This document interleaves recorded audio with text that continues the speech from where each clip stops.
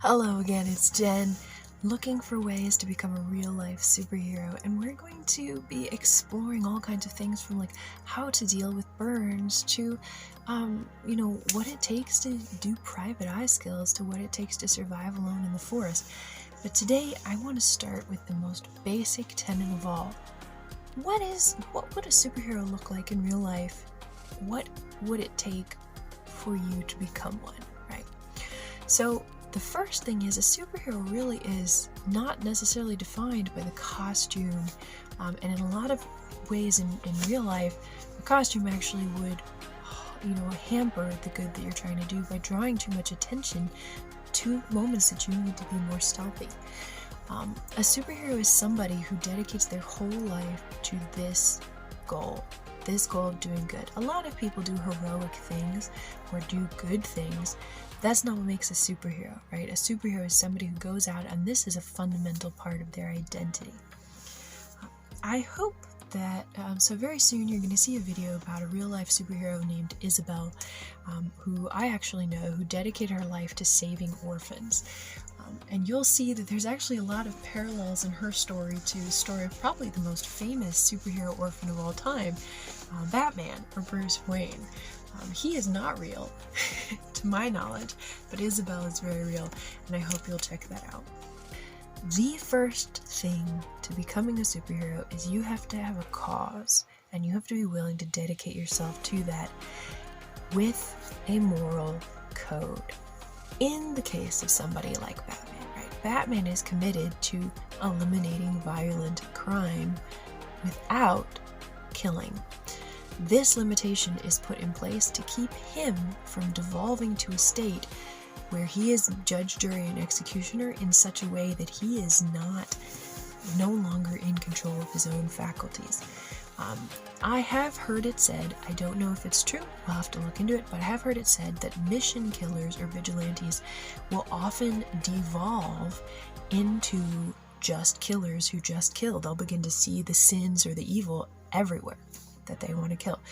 Because if you really think about it, everyone is flawed. So the first and second things that you need to think about, and that I'd like you to work through and write down in your superhero workbook. Thing number one, what is the cause that I'm going to dedicate myself to? And thing number two, what are the moral limitations that I'm going to impose on myself? And those are very important things, because you will find that a lot of people end up being not superheroes, but vigilantes. The difference between a superhero and a vigilante is a superhero is trying to rescue people from something, and that is their focus. They fight only in so much as they need to rescue. A vigilante exists to punish those who have done something wrong. So those are the things I'd like you to think about. And a cause can be a little bit vague. For example, as I'm working through myself, I have really realized that my life's cause is to bring comfort to those who want to do good. And that can be whether, that's physically as a physician, or that's emotionally through ASMR videos or writing. Everything I do has this common theme that I want to bring comfort to those who want to do good, to those who want to step outside and make a difference, right? That is my, life's goal. And I can actually sum it up into something simple like that. But it didn't start like that. It started with a lot of different things. And it may be that as you're finding your hero niche, it's going to start really broad. But if you write it down and really think about it, you can find your specific cause, your specific place. Now, Jen, you may say, this is all well and good, but I don't have any money. I am poor. I don't have any abilities. And to that I will say, Isabel had nothing, and she now has an orphanage that's taking care of over 75 children. So you can become a hero. It's not about how much money you have. I know a truck driver who just started her first 501c3, and you'll hear about her. We'll do an episode on her too. She just started a 501c3 because she drives all around the US anyway, and she started just bringing goods for the homeless as she drives around. So now she is a blessing in all these cities where she goes. She now has a mission that she accomplishes, right? You are so much more capable than you think you are. You have something wherever you are. And you got to think about, what is my cause? The moral limitations, that you have, whatever code it is, you got to look into it and make sure you actually understand it and follow it. If you're a scriptural person, you need to be reading these scriptures and not just say you believe in them, because you need to actually know your code and be thinking about tough situations ahead of time, so when they arise, you already know what decision to make. You're not surprised, right? You need to be thinking about those things. But the third thing is, you need to be able to start setting goals that look at what to do instead of saying I can't. Isabel had to feed 75 children when she was first starting the orphanage, and she didn't have anything for them. But she set goals and made actions. She started going from church to church. Churches said, no, we can't help you. We don't have anything either. She did finally find a charity that gave her 200 bags of milk. She said, what am I going to do with 200 bags of milk? I can't, the kids are all going to get diarrhea because they don't have food with this milk. I need to get food, and I need to get them a place to stay. She thought of a solution. She didn't see her limitations as controlling her. She thought of a solution. She sold 100 of those bags, and it was actually so expensive, it was enough to buy housing and food, right? So you, instead of looking at what you don't have, you need to look at what you do have. I love, and whatever you believe, you can draw inspiration from a lot of places, but I love what Pastor Johnson at Anderson Chapel in Killeen said one time about Moses and the snake. There is a passage where Moses, the Jewish patriarch, right?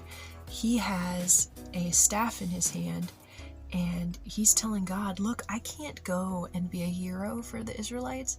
I can't go and help people be free from slavery. I'm not a good talker. And he's focusing on what he doesn't have. God says to him, what is in your hand? The question is, what do you have? And he has this staff that he later turns into a snake, and it changes the minds of the people around him, and he doesn't have to talk. But God tells him, what do you have? So instead of looking at what you don't have, because it may be a lot, you may have very, very little, but what do you have? Do you have 200 bags of milk? Do you have a staff? Do you have jars of olive oil? Right? There's another story where Prophet Elijah goes and meets a woman who, her children are going to be sold into slavery. She doesn't have any money to pay and protect them from her husband's debtor for coming to collect her sons. Elijah asks her, what do you have? What do you have in your house? She had a little bit of olive oil. He says, go get more jars from your neighbors, because you have neighbors. Take the olive oil, pour it in the jars, and sell it. Now, there's a miracle in there, of course, in that the olive oil multiplies, but the concept is the same, and you can use the concept whether you believe in miracles or not. You can use the concept of, what do you have? So I want you to write that down. So again, first, I need you to write down, what is your purpose? Second, write down where your moral compass, your moral limitations are going to come from, and really know them. And maybe even write out some of the most important moral guides. And third, look at, what do you have? What can I do with what I have is then the next question. What do you have? Write out everything that you have. Write out everything, possessions, skills, thoughts, abilities. Make a huge list of everything you have, and then see how you can connect it to what your goals ultimately are. What can I do with what I have? Okay. I look forward to hearing. Please post your answers in the comments. I would like to see what you have, what you want to do with it, and what kind of hero you would be if you could be anything. And it could be you have to take some side paths to get there, right? I had to work several different jobs before I was able to go to medical school. In medical school, I didn't have a ton of money, and there were times that I actually did have to eat out of the trash can. There were other times that I was eating really well. But there were times that money was pretty lean. But the question was, what do I have? Well, I have a stomach, and I can handle stuff that comes out of the trash can. All the rich kids be throwing away their stuff in these closed containers. And like these completely full meals. I have rich neighbors. What do you have, right? What do you have? And what are you going to do with it?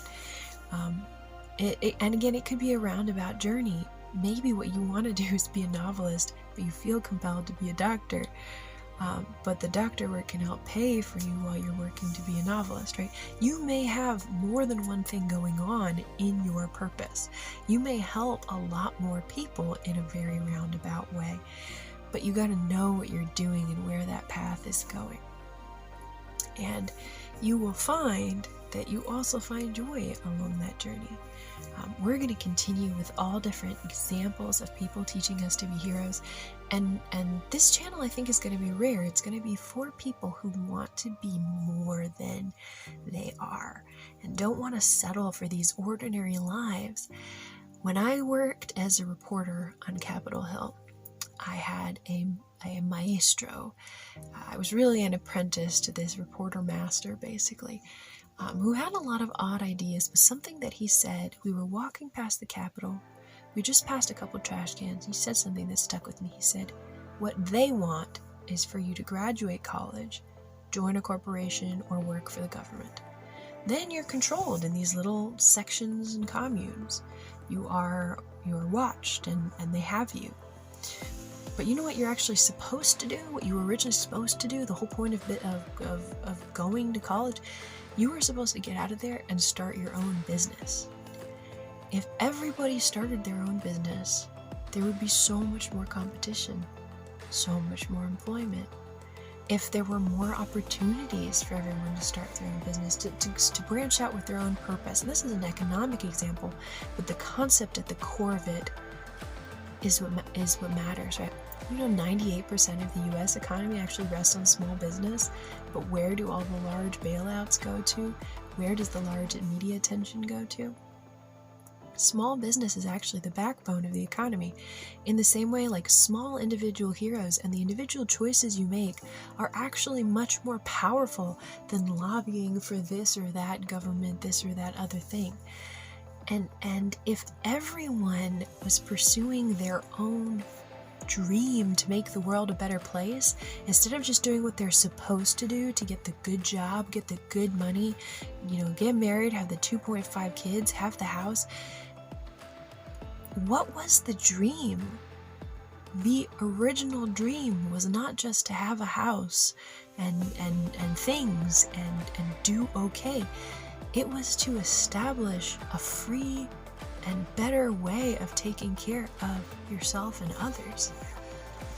Most people who flee and immigrate to different places in the world, whether it's they're immigrating to the United States, whether it's Puritans immigrating to the United States to escape religious persecution, whether it's former slaves immigrating to Liberia in search of a new life, whether it's Koreans immigrating to Paraguay to escape from Japanese oppression. Those people weren't pursuing just an economic dream of a house and 2.5 kids. They were trying to make a world where they could believe what they believed, they could make the differences they wanted to make, and be who they were meant to be. All the big, important changes and dreams have revolved around that kind of concept, a concept where you're not just doing what everyone else is doing. You can live that little life where you just do what everyone else is doing and you keep your head down. You can live the life where you just sit at home and scream on social media and feel good about yourself because you yelled at the right people today. You canceled the right people. Sure, that might make you feel good, but in the long term, it means nothing. Anyone can destroy. Anyone can spread awareness. anyone can get a job or not get a job, depending on what is most popular or common in your area. But what makes you special, the reason you've watched all the way to this point in the video, is that you want something more. You want to be something that changes the world. And I believe that with the right tools, you can make it happen. So get out your notebook, do those workbook items, put them in the comments below also. And next time, we are going to talk about how do you finance your dream. If you like, I've included a whole bunch of superhero resources, over 200 different videos that I've sourced from all different people, a gear guide. I'm starting to include, I think there's flashcards in there. I'm not sure, but definitely a workbook, PDF workbook. A bunch of different resources. You can get those for $10 if you want at the link in the description. Or if you are in an underprivileged or inner city type area, if you are in a country where you historically have lower income, I'll give it to you for free. Okay, just let me know, and that's the other link below. Just go ahead, put in a little application, say, hey, I would like to get the hero resources for free. I would like the 200 or something videos. I would like the little workbook. I would like the gear guide recommending you what gear to start looking into to be a superhero. I'm down. I am down for the bonuses. So go ahead and let me know, and I'll make sure you get them for free. Otherwise, if you don't qualify for one of those things, you're not, a teenager in an underprivileged area, go ahead and buy them. That $10 purchase actually goes to help me support superheroes that I think are awesome, like Isabel, who you will learn about in a couple videos. The next video, again, is going to be about how to finance your heroism. After that, we're going to get into some more real life heroes. The fact that you watched until this point is meaningful. Don't forget that. Do the work, sit down and think, and dare to think beyond what they've told you is possible and real. Let's go become heroes.